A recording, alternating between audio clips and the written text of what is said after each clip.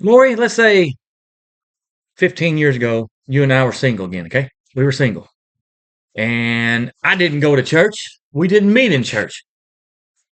We met at the Walmart.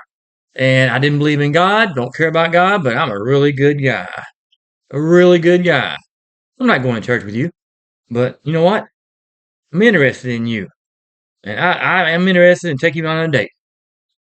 Would you go out with me knowing that I don't believe in God? No comment.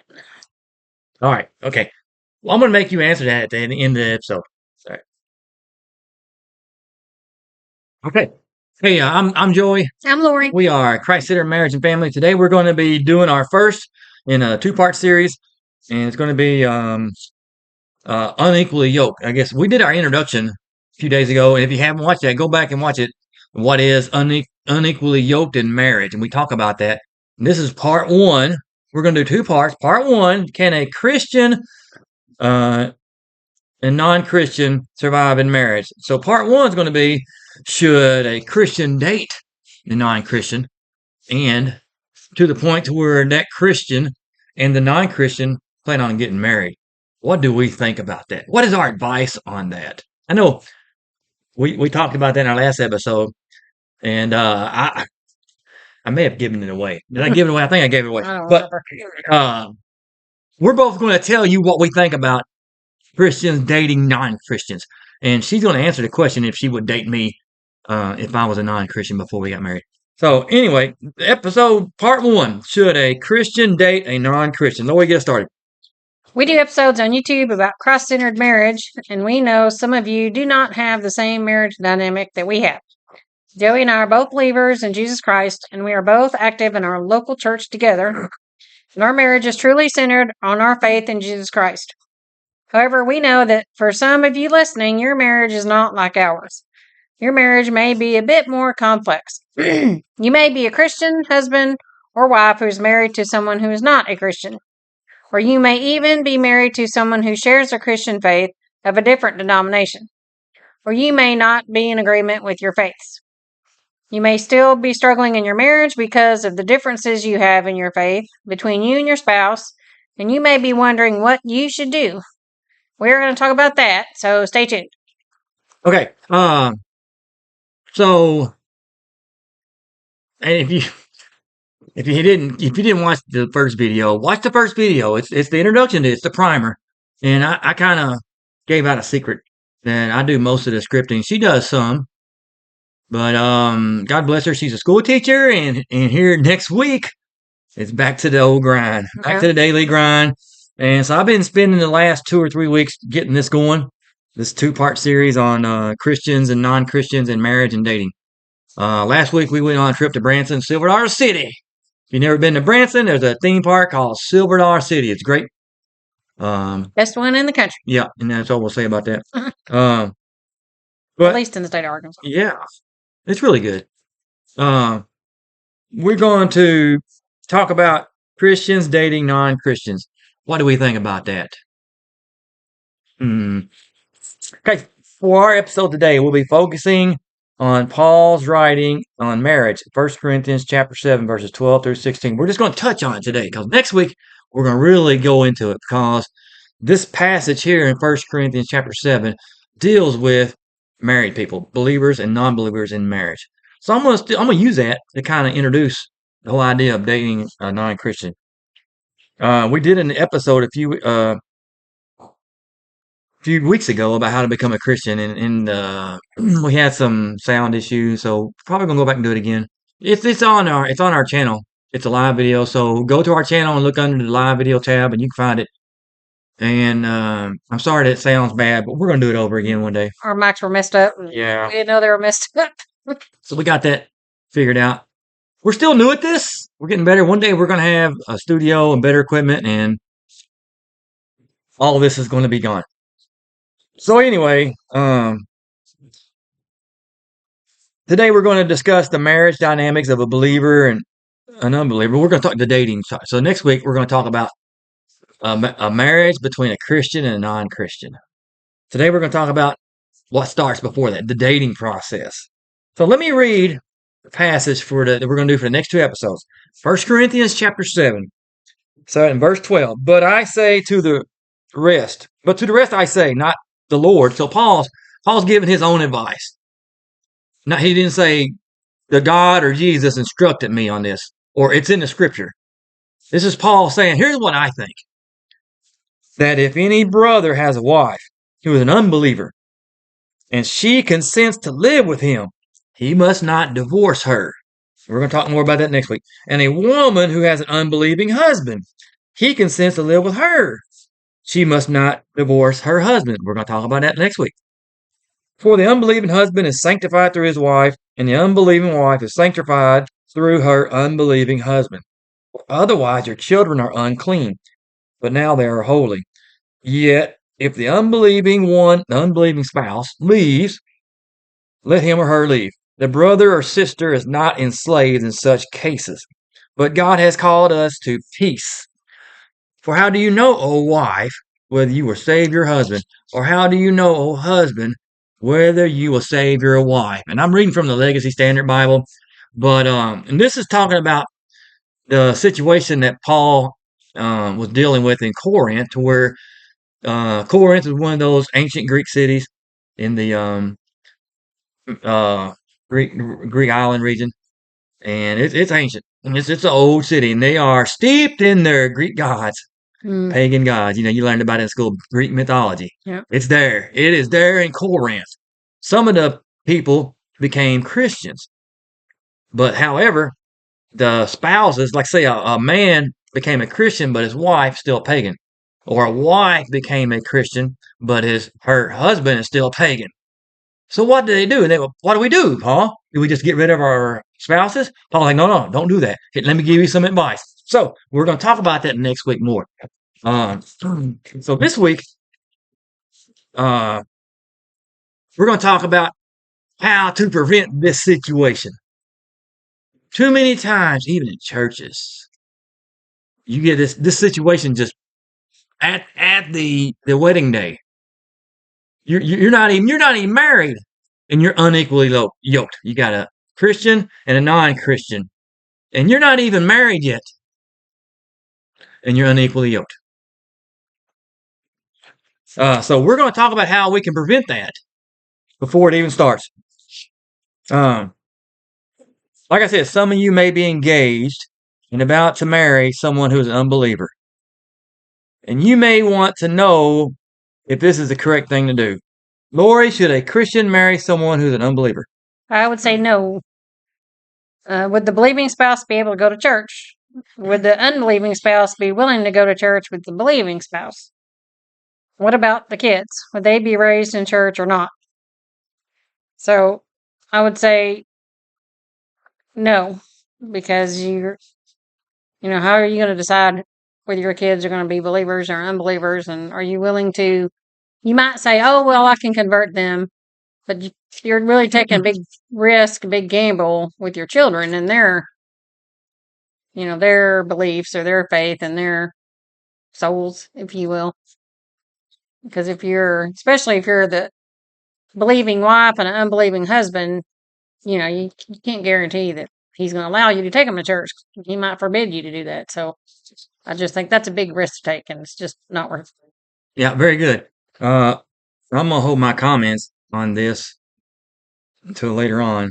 But, kind of off script here, it made me think, I could probably name certain pastors that would, certain pastors that would not. But it used to be a time, probably when I was little, not too long ago, when preachers and pastors would say, when young couples would come and say, we want to get married. Are you both Christians? Well, I am, but she's not. And they would say, well, I'm not marrying you. They would refuse. Mm-hmm. It's not always the case now. And I think in Catholicism, it's a pretty serious ordeal, isn't it? Yeah.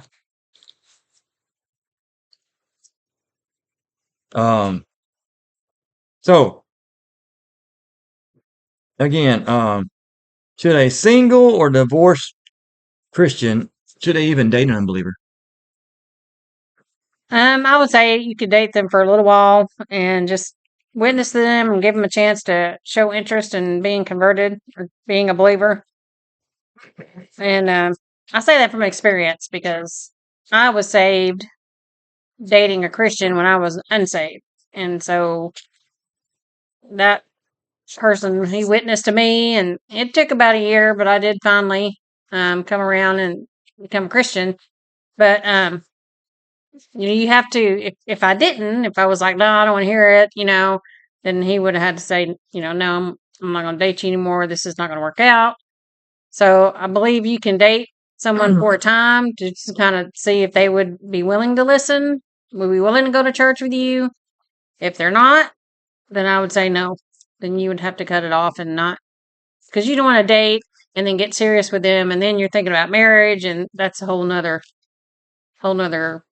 thing to think about. So I would say yes for a time to see if they'd be willing to listen to you, go to church with you. But if not, they were just like, nope, not going to church, not doing it, then I would say no.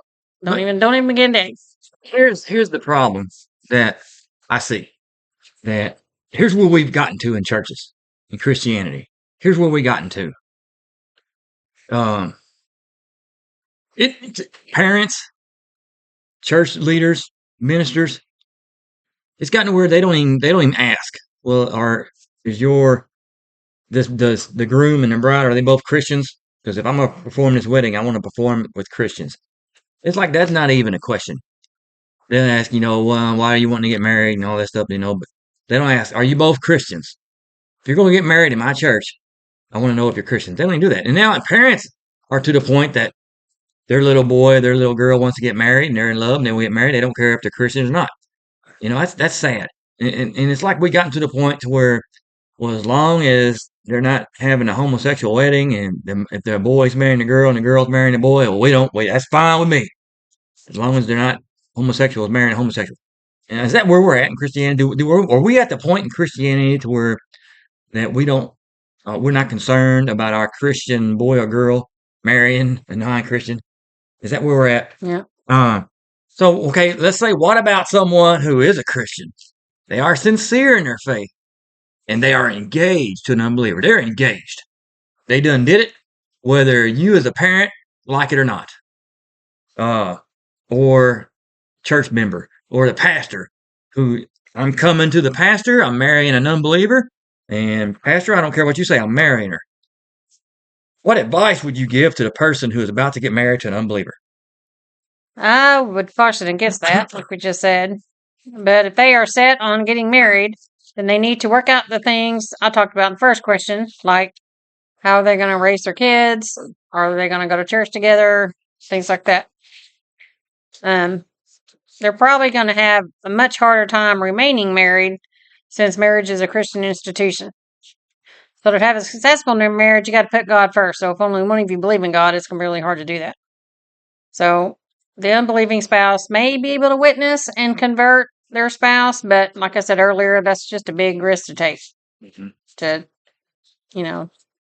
just assume that they're gonna convert eventually. It's just not a good way to start. Yeah, those are great answers, and I like what you said about marriage being a Christian institution. Do we even, us in churches, do we even think that? No. Okay, one of the things about doing videos at home is you never know what's going to happen. Sometimes dogs might knock your stuff down, or your boy comes back from Florida. So we had to stop and say hello to our boy that came home from Florida. So here we go. Where am I at? I think we're talking about churches. Churches say marriage is a Christian institution, but do they really hold that standard, hold firm on that standard? They say marriage is a Christian institution, but they have no problem marrying a believer to an unbeliever. They had no problem. If our boy that never goes to church wants to get married to a girl that never goes to church, come on into the church and we'll marry him. Mm-hmm. I might get some negative comments for that. Well, so we, as Christians, have accepted that marriage is a social construct. Like we learned in the marriage conference. Marriage is a covenant. but society calls it a contract. Hmm. And you can get out of a contract. It's just part of everyday life.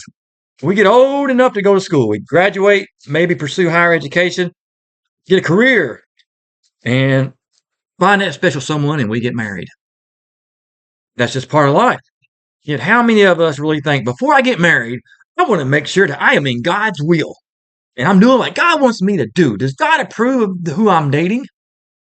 Does God approve this union? And if not, maybe I don't need to do this. Instead, we think, um, I hope this person really makes me happy. That's my motive for getting married. Okay, we're going to cover three different aspects of what people used to call being unequally yoked in marriage. In this episode, we're going to continue the conversation of dating unbelievers before marriage. In our next episode, we're going to discuss where one spouse is a believer and the other spouse is an unbeliever. And we'll go back to our passage, 1 Corinthians 7:12 through 16. We're going to look more in depth on that. Finally, we'll discuss marriages where both spouses, they hold Christian faiths. Christian belief. They hold different Christian beliefs. I'll just leave it at that. And they're not in agreement on what they believe, but they're married. And Lori's going to give not now, but in the next episode, she's going to give a testimony of how she was in a family where her parents were of different faiths. And she's going to talk about that. Lori, I'm in agreement with you that a Christian should not marry an unbeliever. But I think it starts with dating. We have been conditioned by society to date someone that makes us happy. It's all about feelings, emotions, and how the person you are dating makes you look and feel. We care about how we look around society. I got that pretty girl on my arm, and she got that handsome man, and boy, we look good in public, and boy, people are talking about us, and look at them. Don't they look good? They fit good in society. I strongly believe that most faithful Christians don't think to put God's will as top priority for getting married. That should be number one.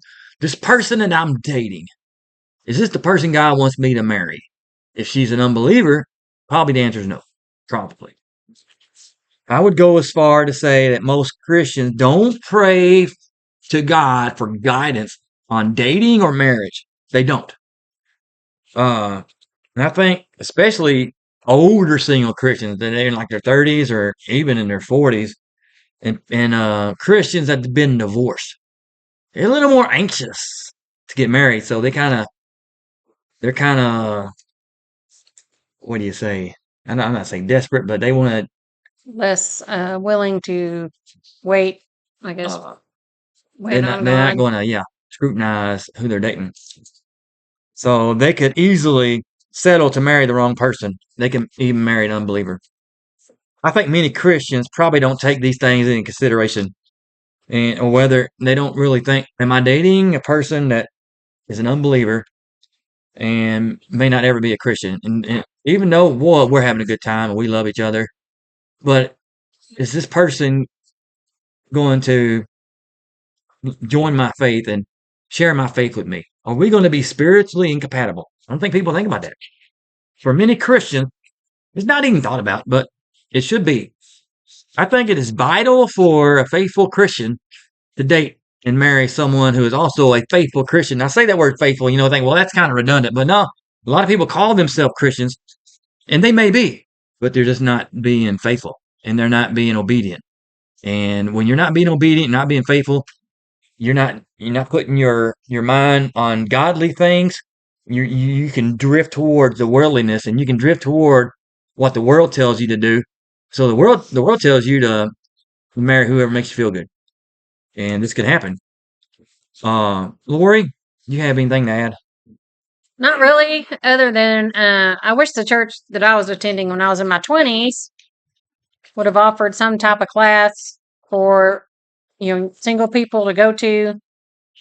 They would help you use the Bible to outline what you need to be looking for in that person that you want to spend the rest of your life with, or how to seek God's guidance in finding your future spouse. Maybe if churches offered these types of classes, maybe the divorce rate would be less than it is right now, because the divorce rate is just as high in the church as it is in the world. So maybe if the church did a better job of preparing people for marriage, and then after they're married, teach them better how to be married, maybe that's the only thing I could think of that I wanted to add was maybe if, you know, if young people were more educated on what being married meant and how it's a Christian institution and how it's a covenant relationship, they might be more selective. That's why we're doing these videos. Yeah. It might come a time to where we do this kind of teaching and mentorship in the church. But until that time comes, we're not going to hold back. We're still going to offer ourselves to you. So we are here to help you. If you're in marriage issues, if you have marriage problems, or if you're dating and you think, you know what, I'm not sure if I'm dating the right person, we're here to help you. Okay, so before we move on, let's discuss the issue of a faithful, believing Christian engaged to an unbeliever. Man, that's tough. Mm-hmm. Let's say the wedding date's been set. You sent out them fancy invitation cards, and they got the RSV card in there, and people are RSVPing. We want to come to your wedding. And arrangements have been made. You are a Christian, and you're engaged to an unbeliever. Is it too late to back out? Here's my advice for someone in this situation. For the Christian engaged to an unbeliever, I believe some serious questions need to be answered. The Christian needs to be willing to discuss the good news of Jesus Christ with the unbeliever they intend to marry. And a lot of times that doesn't happen. I don't know why, but it doesn't. If the unbeliever is unwilling to listen to you talk about Jesus, and they're unwilling to share the matters of faith with you, and they indicate that that's not going to happen. I'll be married to you, and I'm going to be a faithful husband or wife, but I'm not going to go to church with you. They're hostile towards you. That's a red flag. It's a red flag. Mm-hmm. And red flag means stop. I would not recommend a Christian marry someone with these red flags. If, however, the believer is willing to listen and is willing to attend church with you and is showing interest that they might be interested in learning more about your Christian, and they're going to be receptive to your faith, this is positive. However, I would still caution, it's a yellow flag, because they're showing interest now. Are they doing it because we just want to get married? And when we get married, they're like, yeah, I'm not going to church this Sunday. How about next Sunday? Nah, maybe not. No, maybe a month or two. The yellow flag means caution. Mm-hmm. A green flag would be they come to a true saving faith. They repent of their sins, become a believer, and I'm wanting to go to church with you. I'm wanting to serve with you. Let's read the Bible. Let's do it. It's a green flag before you get married. Lori, you have anything else to add? I would just say I would advise against getting married until the unbelieving partner becomes a believer. And just like you said, they need to show fruit of their belief. They don't need to just say, okay, I'm a believer, just to kind of shut you up. And then after you get married, oh, sure, I'll go to church. No, I'm not going to church with you. And then you're stuck because you got married. So I would say, even just postpone the wedding if that's what it takes. You can't, until you're sure that they're going to become a believer seriously and, go to church with you and live a life of Christ with you. Because, think about, you might lose some money. If you call off the wedding, you're going to lose some money. But what are you going to lose? What is the cost of you getting married and having children? And then your children, let's say you're a woman and your husband forbids you to take your children to church. And then you've created two souls that are now going to be lost because you married an unbeliever. Right. That's going to cost a whole lot more than losing some money on a wedding. Mm-hmm. It's just, to me, the risk is it's too great of a risk. That's good. That's good advice. So in closing, we're gonna wrap this up in a little bit. And I know this conversation may sound difficult. It may seem we're coming off a bit harsh.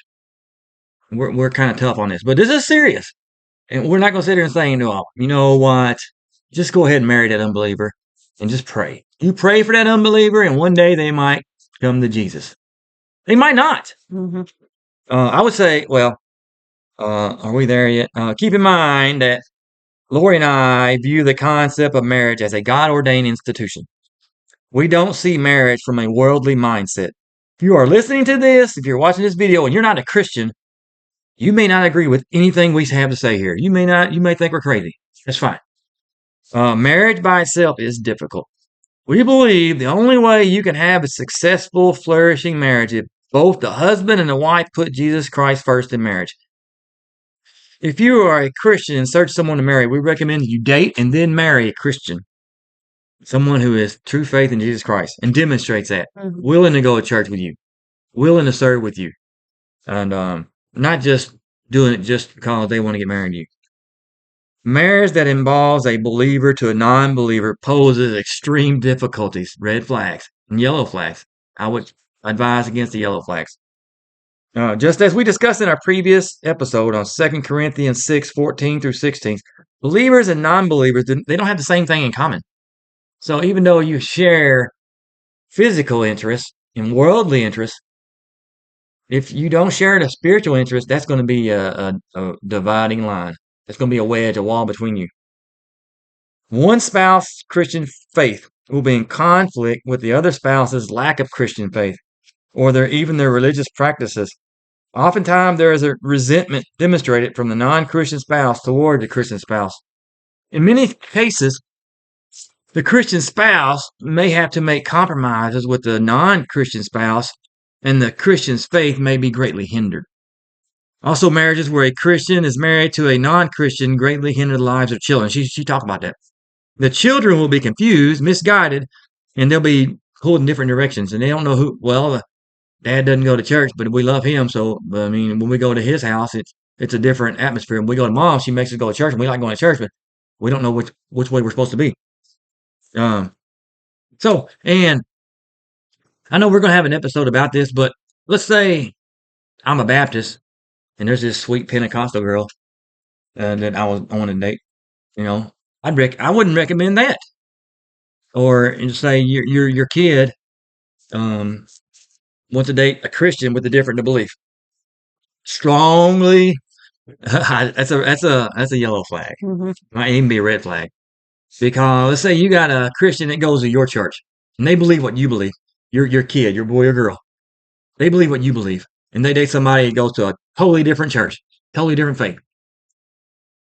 Is that person going to go with your kid to your church, or that kid going to go to the other church and change their faith totally? I would strongly discourage that. Depending on the faith, there could be very, very different than what. Yes. Believed. Yes. So in short, I do not recommend a Christian date or intend to marry a non-Christian. There's my answer. That's it.